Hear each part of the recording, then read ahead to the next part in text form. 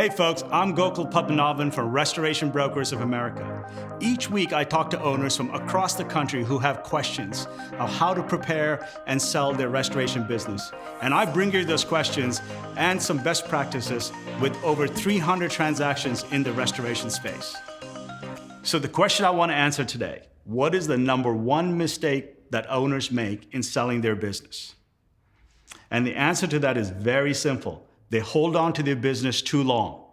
You see, every business has different stages, whether it's a restoration business or whether it's GE or any business in the world will always have a startup phase, and over time, it will start to grow, where you're getting into the growth phase.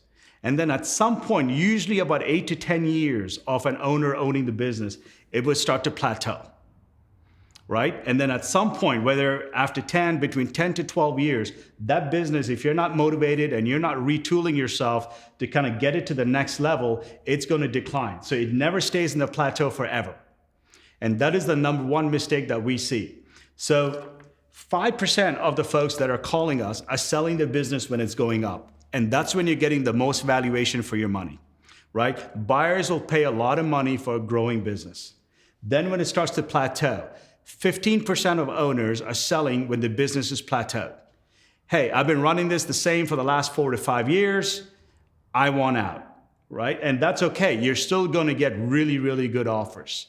And at some point, when the business starts to go down, 80% of the owners that are calling us are holding on to the business until this stage. And they're saying, hey, I'm so burnt out, my business is declining, can you help me sell it? And it's too late. It's an unsellable business at that point, right? So that is the number one mistake. If you're thinking of exiting your business, if you're growing and it's the best time to sell the business. If it's plateauing, so sales have been kind of constant the last 4 or 5 years, profits have been constant, it's time to get out.